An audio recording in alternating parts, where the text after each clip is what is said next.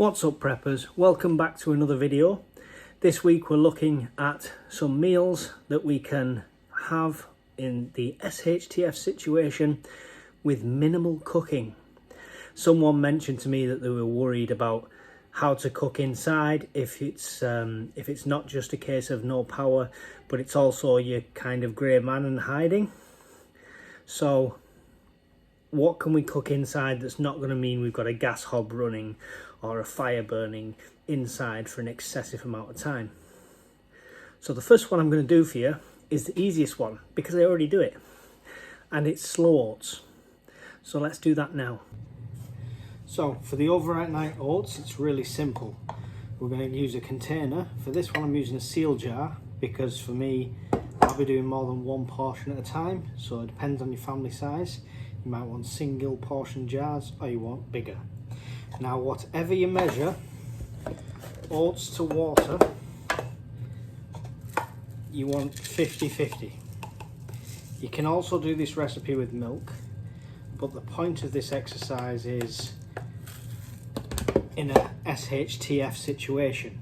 Yeah, so milk is not going to last very long, especially if the power's out. This is a recipe you can leave overnight and it's ready to eat in the morning. Even if you want to warm it, you're not using all that much fuel to get this warm. So a cup of oats,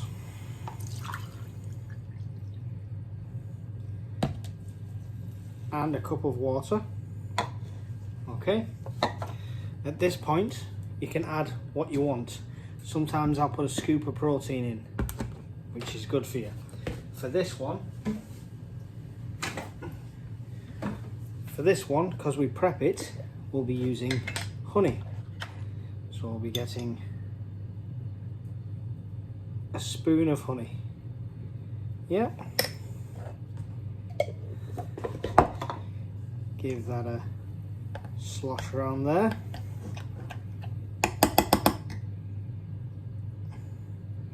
So the honey comes off.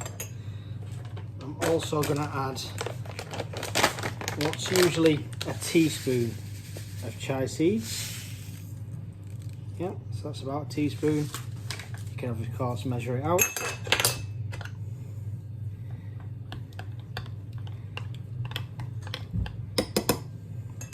And last, but by no means least, obviously it will depend on what nutrients and things like that you're going to have, I'm going to add a spoon of creatine.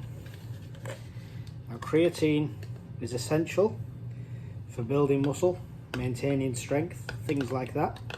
Stuff you may need in an SHTF situation. You get it naturally from red meats, but the more you cook that red meat, the less creatine is there. If you get it raw, you know, you'd be getting enough there, but for the sake of we're probably going to be on a lot of tinned food, this gives us a lot of what we need. And it's same if you flavour it with your protein instead of the honey, obviously you're getting that extra fix of protein in the morning. So that is it, and we will seal it. Now, while we have power, we'll put it in the fridge overnight.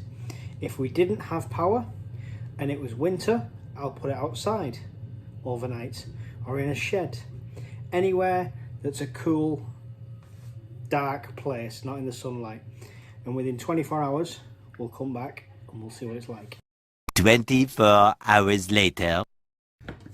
Morning everyone, it's the next morning and here are our overnight oats. Give it a little stir. And these can be eaten cold, like this.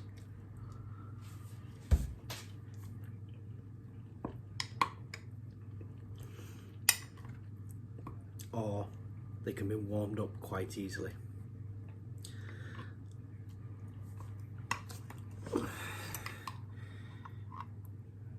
See the consistency there? It doesn't take much at all to warm these through. So, and the best thing to do with these is try, taste, try again, and you'll get your own recipe in the end. High efficiency, low power. You don't have to worry about cooking all morning or anything like that.